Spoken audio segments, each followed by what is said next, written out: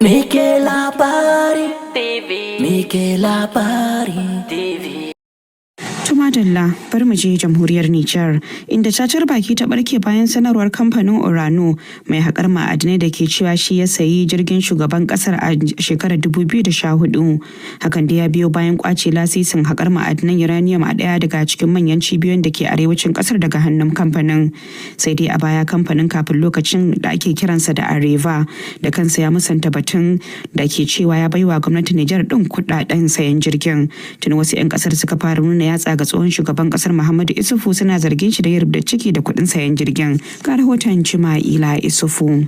Tun a ranar 31 ga watan Agustan shekarar 2014 ne hukumomin jamhuriya ta bakwai ƙarƙashin jagorancin shugaban Muhammadu Isufu suka sayi sabon jirgin shugaban ƙasar da a kira Mongarebon. Takaddama game da sayan sabon jirgin ta ɓarke inda ta haifar da cece-kuce mai yawa a Yamai. A majalisar dokoki da ƙasa wakilai daga kowane ɓangare sun yi tattauka zazzafan muhawara inda kowane ya kare matsayar shi. Sai dai kuma abin tuni a nan shine cece-kucen ta biyo bayan furucin da ɗaya daga cikin masu magana da yawun masu rinjaye a majalisar dokokin ya yi, wanda ya ce za a sayi jirgin ne da taimakon kuɗi daga Areva ko Urano a yanzu.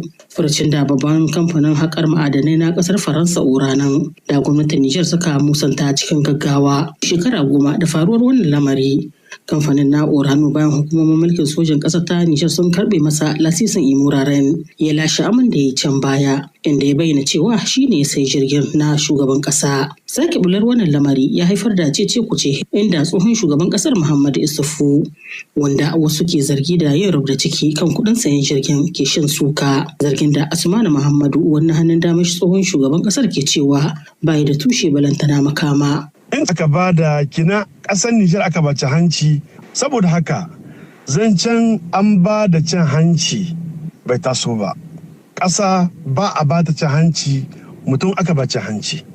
Saboda haka jirgi da aka sayi jirgi ne na ƙasar Nijar, na hwada shugaban ƙasar Nijar, shina hannun hwada shugaban ƙasar Nijar. Masu annan ɗumumuwa mahi yawancinsu 'yan zamna gari banza, wa'anda su abinda suka a cikin zuciyu bakin ciki da hasada. Saboda haka wannan abun ai babu zancen da hankali bisan shi, an saba yin shi, ya jima ana yin shi, yanzu babu makama tunda an yi na cewa sai an kama shi tsohon shugaban kasa Isu Muhammadu bukata su bata biya ba, yanzu aka hiddo wannan zance. Babu matsala a bincika, Isu Muhammadu bai tsoron komai bisa zancen bincike.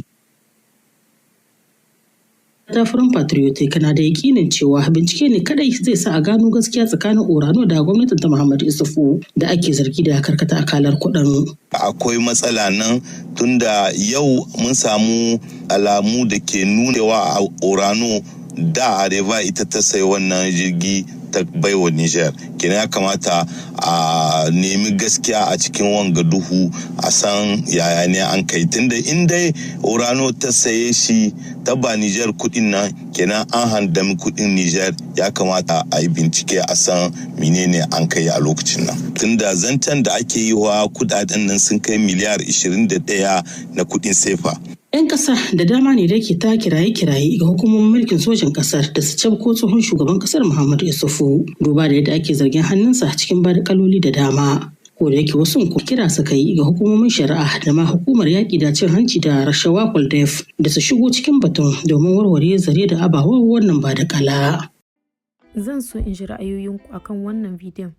Idan shine zuwanku na farko a wannan tasha, ina mai gayyatar ku da ku danna mini wannan ɗan yatsa mai kalar shuɗi, sannan wannan maɓallin ja, sai ƙararrawa domin samun sababbin shirye-shiryenmu.